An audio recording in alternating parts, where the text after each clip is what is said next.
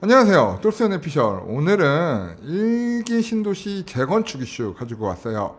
자, 선도지구가 11월 27일 날 전격 발표가 됐습니다. 근데 똘스는 기존에도 한번 영상 찍어 드렸지만 이거 노후계획도시특별법 굉장히 좀 부정적으로 좀 보는 사람 중에 하나예요. 자, 왜 그렇게 보는지 우리 한번 따져보자고요. 자, 일단 분당은 물량이 제일 많아요. 일단은 거의 10,000세대 정도 되고, 뭐, 위치적으로, 입지적으로 좋은 단지들, 그리고 세대수 많은 단지들 위주로 선정이 되었습니다. 자, 분당은 이렇고, 일단 일산 쪽도 호수공원 앞쪽에 일단 지정이 되었고, 입지적으로 훌륭한 입지들이 지정은 되었어요. 자, 평촌 같은 경우도 입지가 굉장히 좋은 입지들로 선정이 되었어요. 뭐 학교라든가 학군도 굉장히 좋은 쪽이고, 잘 지정이 된 것 같은데, 결국 이번에 선도지구 지정된 단지들은 입지가 좋고 세대수가 많은 단지들, 세대수가 높은 단지들 위주로 좀 선정이 된 것 같아요. 그래서 분당 같은 경우도 파크타운 이슈가 있었긴 했는데 결국 양지마을 쪽이 선택이 된 부분을 볼 수 있죠. 그래서 세대수 위주로 선정이 되었다라고 볼 수 있습니다. 자, 넓은 대지 면적과 많은 세대수가 절대적으로 유리하기 때문에 이렇게 선정한 부분은 충분히 이해를 해요.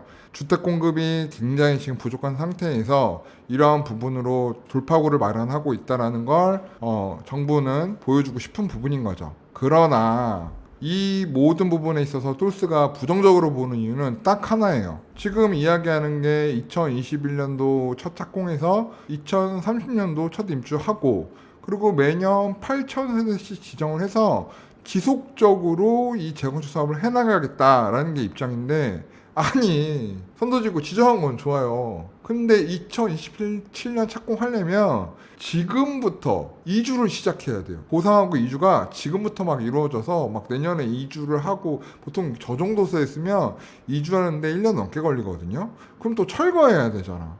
다 때려 부수고 또 토목공사 새로 해야 되고 그죠? 그리고 또 많은 절차들도 있으니까 그 과정 하려면 아니 지금부터 보상 이주해야 되거든요. 말이 됩니까? 보상을 뭐 입주민들이 다 그냥 뭐 주는 대로 다 오케이 할 것도 아니고 또 일반 분양에 얼마에 해야 또 수익이 나오는지 또 부담금이 얼마인지 분담금이 얼마인지 결정이 될 거 아닙니까? 그러면 현재 나와 있는 사업 스케줄이 사실 사기에 가깝다라는 생각이 듭니다.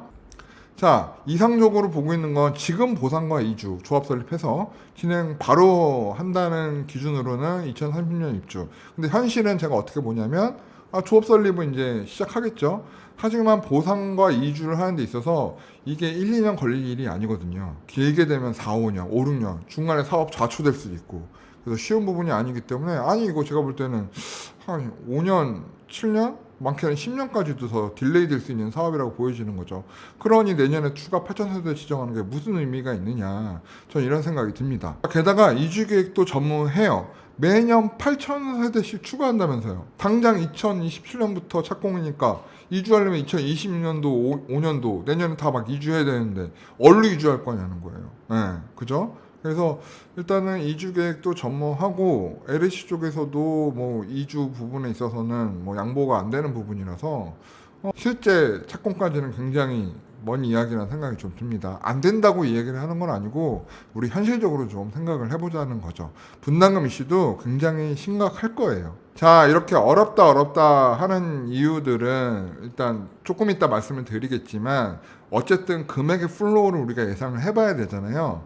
일단은 선도지구 지정이 됐기 때문에 지정된 단지들은 내년 상반기 중에는 좀 상승 효과를 좀 누릴 수 있을 것 같아요. 기대감이란 게 있잖아요. 그래서 상승 효과가 있겠지만 그 후에는 이거 생각대로 잘 안 되는데 이러면서 조정기가 올 수 있어요. 조정기. 그런데 조정기가 많이 안 오고 계속 오르는데요. 그거는 부동산 이슈에 따라서 그냥 부동산 경기가 좋아서 오르는 부분인 거지 선도지구가 지정돼서 오르는 건 아닐 거란 말이에요. 그래서 아무래도 내년 상반기에는 조금 이 이슈로 상승했다가 좀 실망 매물, 이거 좀 어렵네 이러면서 조정기가 좀 왔다가 그냥 부동산의 상승에 편승해서 오르는 상태를 보여줄 가능성이 굉장히 크죠. 그래서 지금 덥석 물기보다는 좀 진행 상황을 봐가면서 조정 및 보상 내용의 절차, 진행 과정을 좀 봐가시면서 매수에 관심을 가지시고 접근하시는 게 좋다고 생각이 들고요. 이전 영상들 찾아보면 제가 살 거면 지금 사라 이런 얘기 했었어요. 지금 사기 굉장히 좋다. 예, 처음에.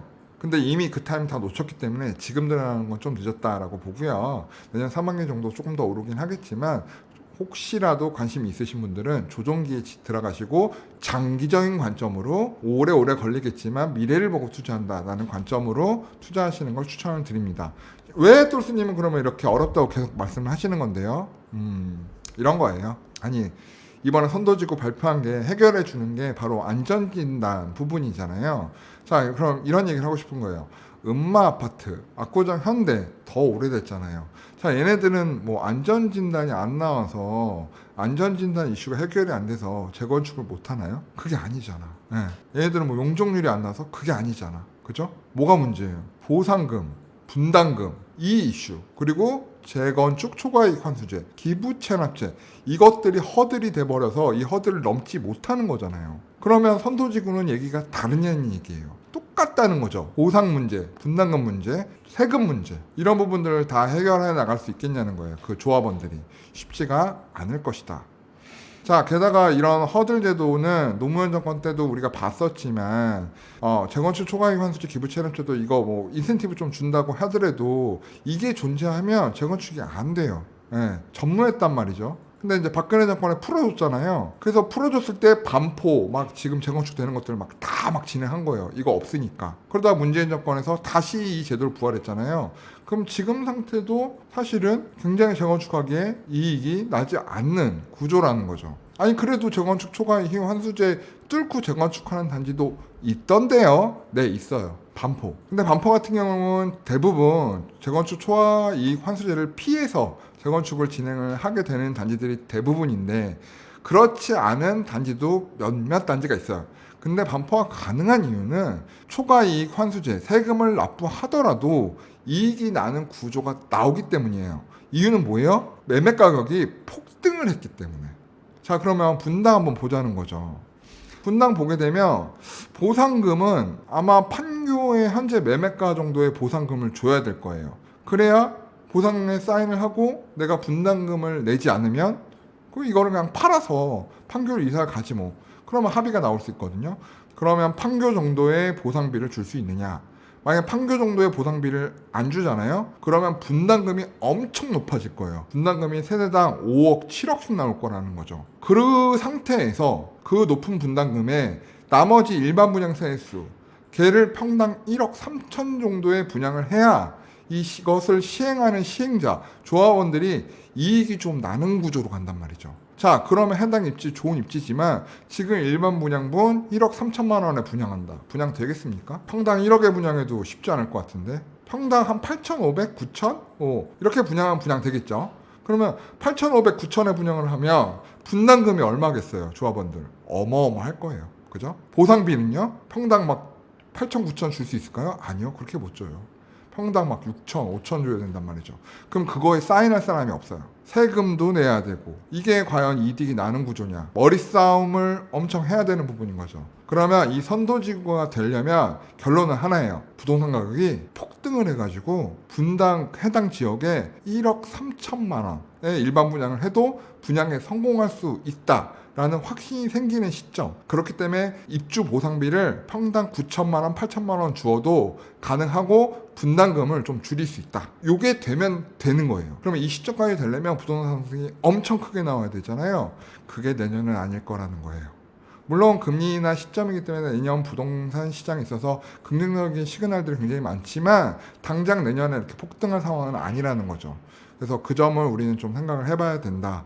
분당도 이렇게 어려울지언정 뭐 중동, 삼본, 평촌 더 어렵습니다.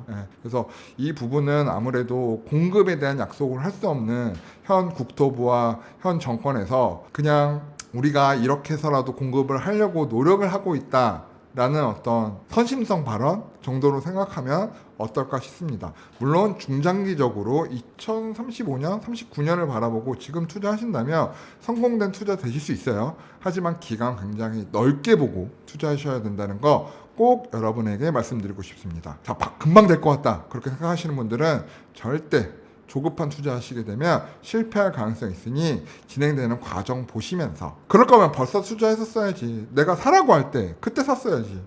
지금 사는 건 좀 늦었다는 생각이 듭니다.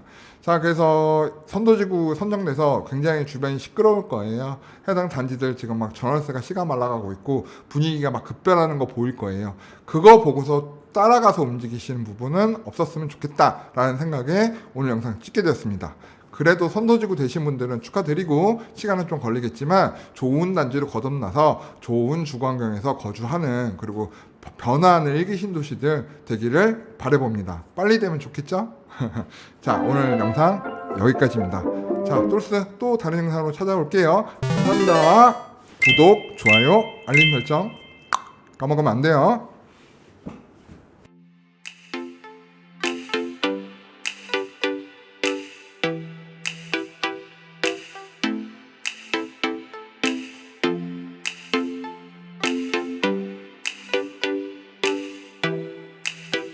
오늘의 영상 도움이 되셨나요? 구독과 좋아요는 저희에게 큰 힘이 됩니다. 오래오래 우리 함께해요.